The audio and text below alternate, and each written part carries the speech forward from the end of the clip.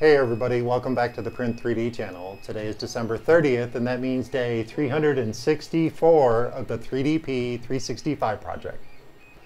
And on today's episode, as we wrap up the 365 project, I really wanted to give my gMax 1.5 XT Plus a really cool model to print that involved a lot of support material. And I remembered the Eye of Agamotto from the Doctor Strange movie. And this is a print I've always wanted to do, but I've avoided it because it's entirely built on support material. But today we printed it and it really turned out awesome and I can't wait to share it with you guys, so stick around.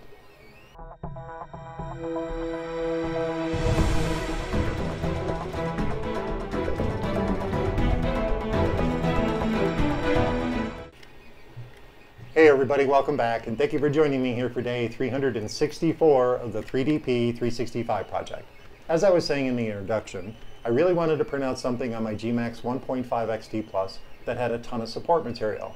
I've been using Simplify 3D for the last year now, and I think I've mastered their custom support material options.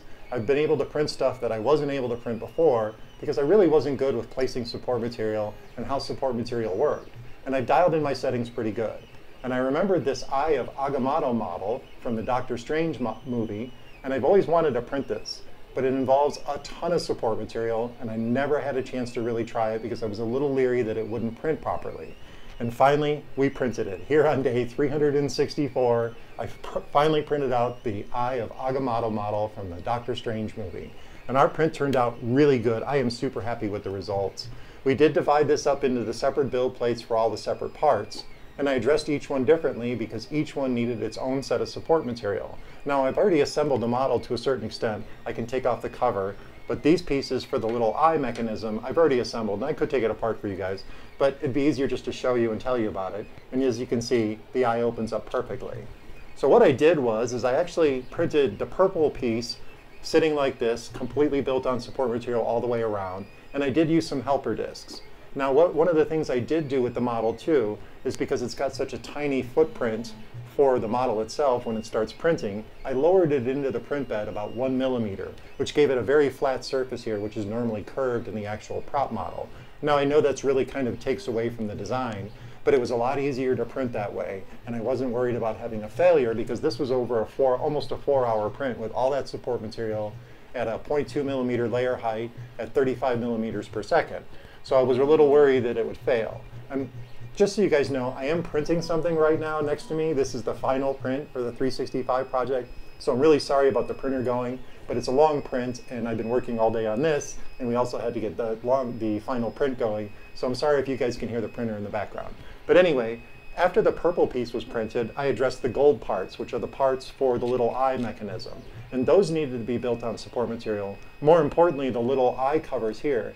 Because of the shape that they are, there's really no flat surface to sit flat on the print bed. So you basically have to build a cradle of support material to get those to print.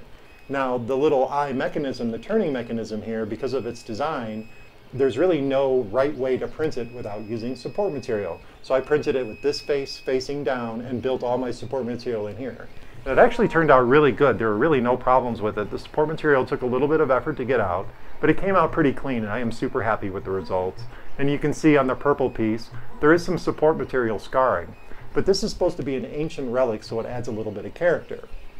Now the silver piece, this was even more, or the gray piece, this was even more challenging because all these little designs here are built completely on support. There's really no other way to print this model but flat like this and put support material underneath to carry all those little pieces as they print. And they interlock, or they interweave, they cross over each other like a little highway. So there's going to be some support material you might need underneath the different layers of the different design parts. And that actually turned out perfect. I am super happy with the results. Let's see if you guys can see that. But the inside where the support material, after I cleaned it all off, that actually turned out perfect. There were no problems. It actually looks really, really good. Again, this is supposed to be an ancient relic, so any little scarring I'm going to kind of leave on there to a certain extent because it adds more character.